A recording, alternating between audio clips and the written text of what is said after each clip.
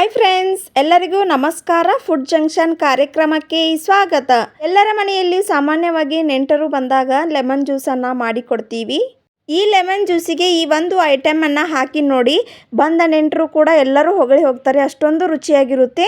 ಆ secret item ಯಾವುದು ಅಂತ ನಾನು ನಿಮಗೆ ತೋರಿಸ್ಕೊಡ್ತೀನಿ.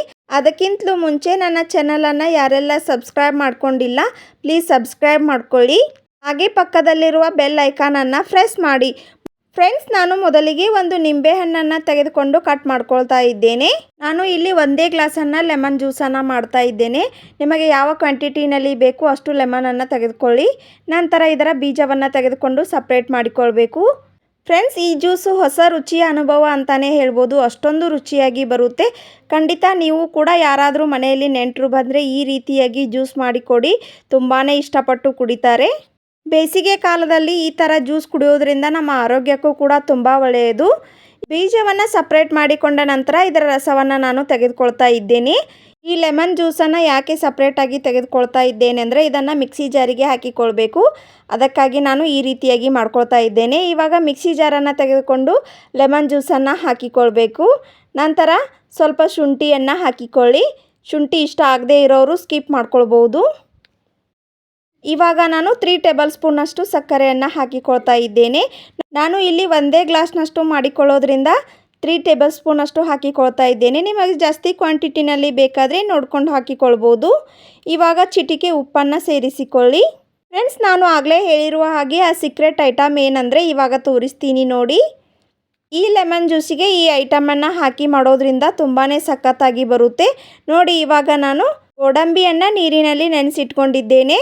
ಇದನ್ನು ಹಾಕಿ ಮಾಡೋದ್ರಿಂದ ರುಚಿನ ಫ್ಲೇವರ್ ಆಗಿರ್ಬೋದು, ರುಚಿಯಾಗಿರ್ಬೋದು, ತುಂಬಾ ಸಖತ್ತಾಗಿ ಟೇಸ್ಟ್ ಕೊಡುತ್ತೆ.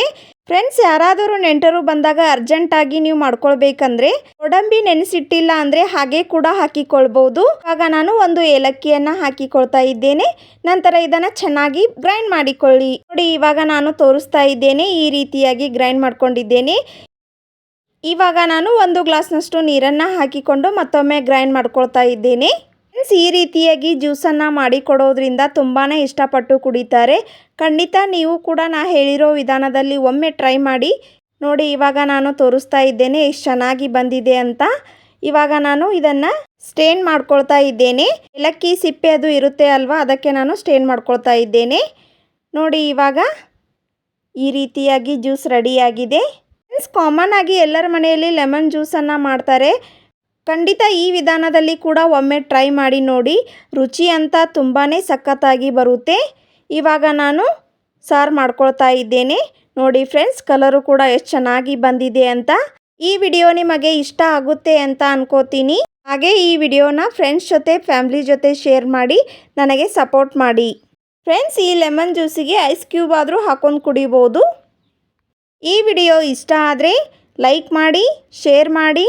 ಇನ್ನಷ್ಟು ಈಸಿ ರೆಸಿಪಿಗಾಗಿ ನನ್ನ ಚಾನಲನ್ನು ಸಬ್ಸ್ಕ್ರೈಬ್ ಮಾಡಿಕೊಳ್ಳಿ.